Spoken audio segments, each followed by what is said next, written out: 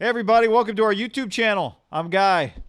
I'm John. Glad you found us. We hope you subscribe. We hope you watch our other videos. We hope you go check out our podcast, which you can download and subscribe to and stream and comment on and all that other stuff as well. Haberman Middlecoff, Apples, iTunes, Spotify, you name it, it's there. How long have we been doing a show now? 8+ years? Yeah. Long time. How long we known each other? Half our lives.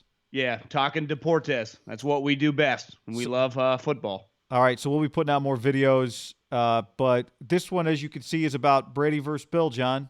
Tom Brady, 43 years old in August. Bill Belichick, 68 years old in April. And I think this ESPN Stats and Info graphic tells it pretty well, the incredible amount of winning the two of them did. 249 wins between the two of them, okay? That's more than 100 more wins than the next best combo, Drew Brees and Sean Payton, were 134. So that is the best looking, best personality, funniest couple in your friend group that just got a divorce. I mean, that's how good they were, like way better looking than everybody else. What are the chances that Payton and Brees get to 150? They need 16 more victories. Is that counting playoffs? You'd say the chances would probably be slim because it is counting playoffs. This could be Brees's last year. So I guess they could get 16 wins, right? Let's say they go 14-2, they win a couple playoff games, but that, even if you're good, you usually win 12 or 13. Brees would have to come back. I know he signed a 2-year deal, but he's kind of been living day to day. I guess the whole point of this is that relationship went really strong for a long period of time. Now, granted, they had that couple-year stretch when their defense was atrocious. Belichick, regardless when things were up and down, they rattled off double-digit wins, Guy. And they rattled off first and second back when the second seed got a bye. They had a bye every year for the entire decade of the 2010s. Yeah. So it's unprecedented. Like we talk about Walsh in Montana, and that was always the bar. They lasted together 8 years. Think about that. And that's just think about Favre. Like he had Holmgren for what, 6-7 years? Most of these Rodgers had multiple coaches. I mean, Brees is the closest thing. Reid's age, you would say it's going to be hard and difficult for them. They might accumulate like a 7-year run of like 90 victories, right? They're already on a just torrid pace toward 100.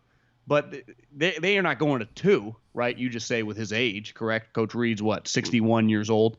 They could have a great like 10-year run, like per year. They're right there on the pace of Belichick and Brady. But to me, Andy's age is just going to work against him for 20 years. I don't see Andy coaching at 75, do you? No, but I mean, he might not want to walk away from Mahomes if he's winning at a rate like Brady and Belichick were. I think a good jump-off point for this conversation is what Ian O'Connor wrote in ESPN.com. Deep down, Tom Brady needed to find out, and so did Bill Belichick. Together, they'd run out of opponents to conquer, mountains to climb. They had to break up to answer the only question left about the most successful partnership in NFL history. I would have loved for them to stay together, but I'm excited about this, John. The fact that now their roads separate while Tom is still in the league and we get to find out, can Tom win without Bill? Can Bill win without Tom? I think the answer to that is pretty obviously yes. The question is, will it happen? Who will it happen for? And for how much longer for Tom and for how much longer for Bill? Like, for Tom, I do think Tom's old Facebook show was, like, perfectly labeled Tom versus Time. Because I do think Tom's number one opponent is Time. Bill, in terms of legacy, this will be Bill's legacy. Both their legacies can still grow, but Bill's can really still grow here if he does this without Tom. Tom, the great news for us, if you love Tom Brady, is that he's going to play with Bruce Arians. Because Bill could win a Super Bowl in 2025. Tom's not winning one in 2025 at 49 years old. I think heading into this offseason, which is not going to exist because of Corona, when we get to training camp, knock on wood, training camps are a full go, that would make this whole topic a little delay everything and work to Bill's advantage. But I think the Tampa Bay Why would that Bucs, work to Bill's advantage? because like you said, he's just got more time on. If the 2020 season were to be wiped out, that would be disadvantage Tom in this game, Tom versus Bill. Right. Because Bill might have 6 or 7 seasons left. It's pretty clear Tom's got about 2. But what if the season ends up 13 weeks long and Tom and my point is doesn't play at all. okay. They Sorry. play it all this year. Tom has the advantage because I think they are going to be, and we do it every year, the sexy pick. I don't even know if it's necessarily sexy because I think if Jameis Winston had returned, people would have been, well, Bruce believes that he can get the interceptions down. They were 7-9 with 30 picks. Their defense was really good down the stretch. They have offensive players everywhere. They have the 14th pick in the draft. They would be viewed to me as like a sexy playoff pick team. I think everyone, I know me, I would include you, I guess you, are going to pick the Tampa Bay Buccaneers. Also, guy, extra playoff spot to be a wild card this year. I would say the Saints, when you just factor in history, all the guys in the operation for the most part know what's going on, especially the quarterback and the coach. There is a learning curve. So they would, how would you not pick them to win that division? But I would pick Tampa to finish second and feel pretty and also when you factor in the Panthers are going to be terrible. So, and the Falcons are just always kind of up and down. I view the Bucks when I factor in, I love their head coach. When their head coach has had Todd Bowles as his defensive coordinator, they've dominated. And when the head coach has had good quarterback play in Arizona, he did one thing and one thing only, and that was win football games. Yeah, I mean, his third year with Carson was pretty good year one, Carson Palmer. His second year was weird just because he got hurt. Drew Stanton went 5-3, and they still went to the playoffs. But year 3 for Carson Palmer was incredible. The question is, can they get, like, I don't think you're looking for Carson Palmer year 3 production from Brady, year 1. But, you know, the odds are you're not getting to year 3 with Tom. Do you need that kind of production from him year 1 for them to be competitive, for them to, like, win 2 playoff games or more, have a chance to win a Super Bowl? I mean, we'll get to Montana comps, but Montana won playoff games his first year in Kansas City. But, Guy, think about this. Even the first year of Bruce Arians, Todd Bowles, that entire staff, and they acquired Carson Palmer, the NFC West had 2 guys and 2 teams, probably the best 2 teams in the league. Seattle Seahawks, they won the Super Bowl that year in 13, and Jim Harbaugh 49ers were a wild card team, went to the NFC Championship game. His team finished 10-6 in that division against those 2 teams and was just they're equal in terms of mentality, physicality. So they started pretty fast, right? And I think that team, when you factor in probably a little better on defense, then this team is going to be a little bit more offensive heavy. But I would say that Todd Bowles he's not a head coach, but he's a great defensive coordinator. That I think 10 wins. I would say 10 to 11 wins. If Brady stays healthy, there'll be a 10 to 11 win team this year. The interesting thing is, you know, Joe didn't stay healthy his first year in Kansas City, but he was a playoff quarterback. Wouldn't you also say, though, when they acquired Joe Montana, he had been injured many years over time. Like, Tom has been pretty durable. So what about, like, from Bill's perspective, he went 10-5 with Matt Castle back in 2008. Castle and the Patriots didn't make the playoffs, obviously. But we've seen Bill win without Tom. Now, the question is, have we seen it enough to think that he can? I mean, we've just seen him be great long enough that we think he can.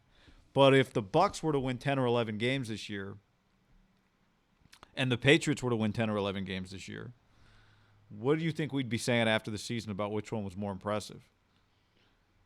Well, if Tom throws 40 touchdowns and Bill does it, I think we'd just be like, both these guys are legends, right? Yeah. Well, that is the correct answer, right? Yeah. No matter what happens. To me, whatever happens moving forward, end of period, end of story, the most legendary duo, I'd argue, in the history of sports.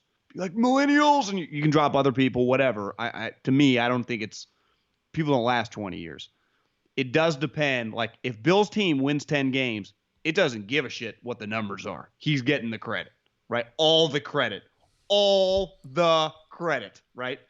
Tom is a little like, what if the Bucs, for example, have the Niners defense of 2019, but that's them in 2020, like just defense dominating, and Tom throws 25 touchdowns, but like 5 picks.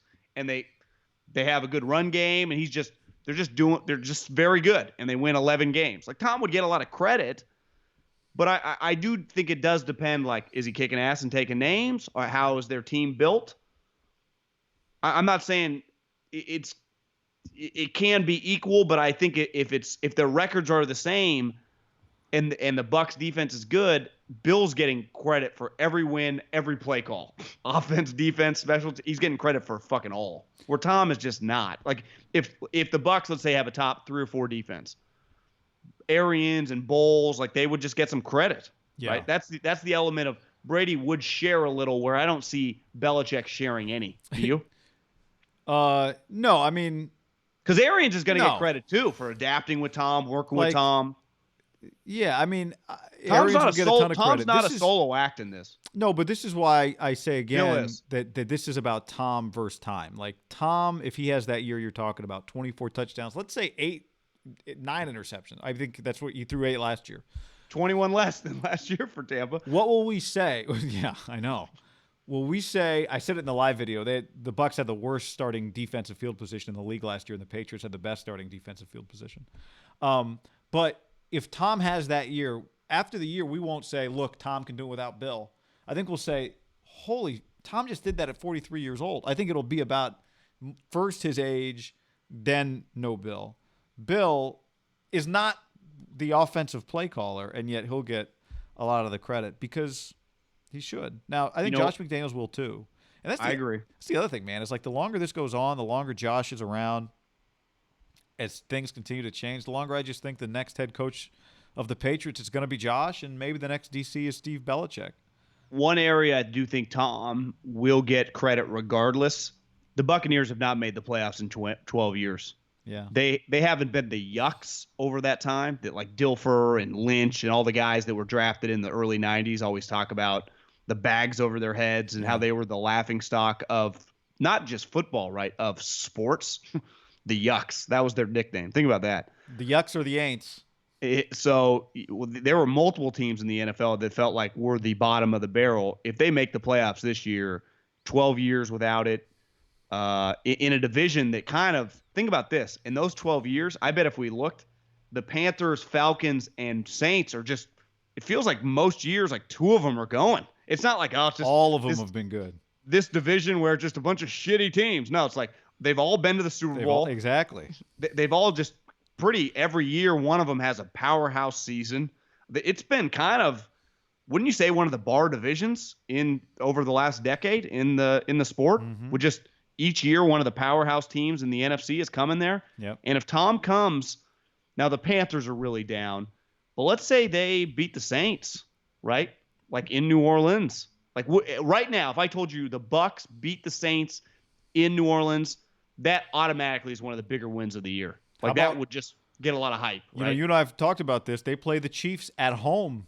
We would expect if the NFL season, whenever it starts, that should be the first game of the year. Chiefs at Bucs. Who's getting more? Do the Patriots get the same primetime schedule that they've always got with just Belichick alone? I think, no. Maybe not the No. 5, but 3. The short answer is no. The long answer is they're going to get an opportunity early, and they can certainly be flexed in, but they just don't, at this point in time, have star player. Now, is somehow Cam Newton their quarterback? Different story. Does Tampa get the max? Yeah. 6? You think Tampa gets 100%? They just get maxed? Yeah. At the start of the season. Yes. So you think Brady, from a television network standpoint, it's a no-brainer. I'll just pick the quarterback over the coach just off the bat, while giving the Patriots a lot of wiggle room, like you said. We're going to set up a couple sweet games that we can easily pull the trigger on. Maybe you give the Patriots a couple Monday night games, right? But the Sunday, and just, is Jim Nance going there as much? Like, that could change. Like, it feels like Jim Nance and Romo, they've spent a lot of time, I'd say, over the last 5 or 6 years, and some of that was Sims. It was like you were getting Nance and Romo with the Steelers, the Chiefs, and the Patriots. Like, it kind of rotated between those 3 teams all of the fall, right? That's just, those were the primetime AFC games. Yeah. I still think they get, I guess it depends on the quarterback. You're right. I mean, it's a great, There's more unknown with the Patriots right now, though I know this. I'm going to pick them to make the playoffs. I But think it's a good pick, John. Are you going to pick him to? Are you going to pick him to win the division? I'm not. But I don't feel Bald like if Brotherhood, this, Sean McDermott. Is that what yeah, you're but going with? if the Saints or the Niners or the Packers or just a team like that was in the division, it'd be easier. I wouldn't write it in pen. I'd be like, yeah, I think the Bills are going to win the division. But I'm not. If you tell me the Belichick takes them down, like is Josh Allen just hitting Belichick in the teeth? Now I think they can get him, but let's see. All right, one day we will see. We hope. Subscribe to the page. Thanks for watching it.